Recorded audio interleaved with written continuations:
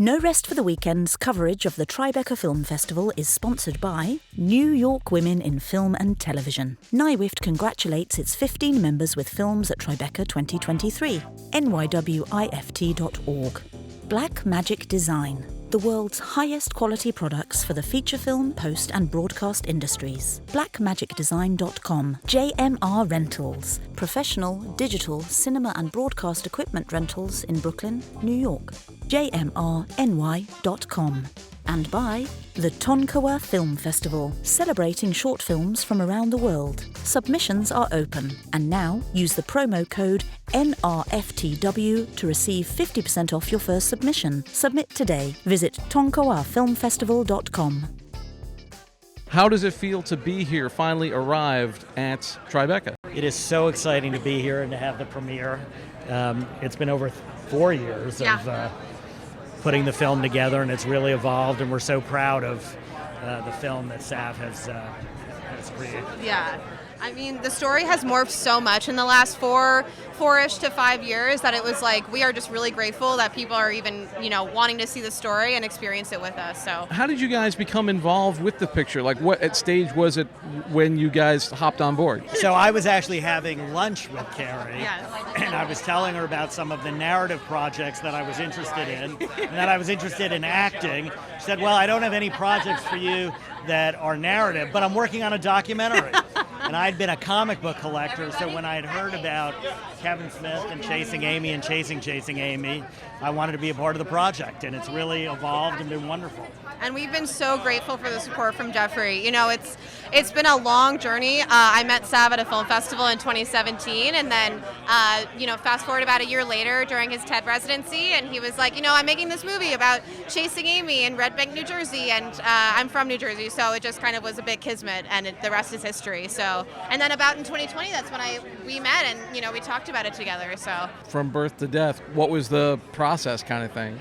Well, I think what's interesting, when I invested in the project, I invested based on Sav's TED Talk, which was really the influence of Chasing Amy and his perspective as a queer person growing up in Kansas. And obviously, over the last 3 years, it evolved, including Sav's transition and other issues around Chasing Amy. What kind of impact do you expect it to have at this point? What are your hopes for it? I mean, to be honest with you, it's so funny. I was talking with the other producers about this earlier today. I feel like making Chasing Amy was kind of my coming out story. I'm someone who didn't realize really their own sexuality until their late 20s, early 30s, and part of that was really making this film and learning more, that there's more to it than just the binary, that there are sexualities that aren't just gay or straight. And so that to me was like just making the movie. That's how I felt, and I can only hope that it just becomes helpful for other people who might be in similar shoes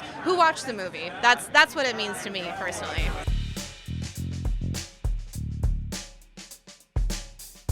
What does it feel like to actually be here, red carpet of Tribeca? This is surreal.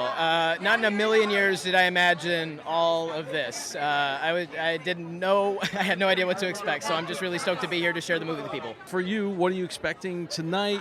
We talked about you seeing it with an audience for the first time. What, butterflies, nervous? How do you feel? I am an anxious wreck who's really excited for what's going to come next, because once the first screening is done, that'll be the scariest part. Where can people find out about the film if they want to find it online? If you want to find more information on the movie online, you go to chasingamydoc.com or follow us on social media at chasingamydoc. Thank you so much. Riley, red carpet of Tribeca for the premiere. How does it feel? It feels like a dream. I had never. It's a movie that's been 4 years in the making, if anything, and it started from like a dream, a project that my husband had, and he has just put everything he had into it, and with all of his persistence and everything, managed to bring it into like such a big thing. So it's still like crashing into me, the fact that we're here. Was there ever a time that you didn't think maybe it was gonna get finished? I did think we were going to finish it. I did think in terms of like technical parts of it. I thought it was going to be finished. I just really didn't know when because it kept changing, so I didn't really know when exactly it was going to end. What is it like being pulled into this subject matter? Can you talk about your feelings through that process? I did not intend to be on camera. It was just something that happened because our love story ended up being like a very similar and evolving very parallel to what happens in the movie Chasing Amy, so it just like had to happen along with transition things and just both of our lives because we met each other very young, so everything just like incredibly, it was very magical to be able to capture that on film.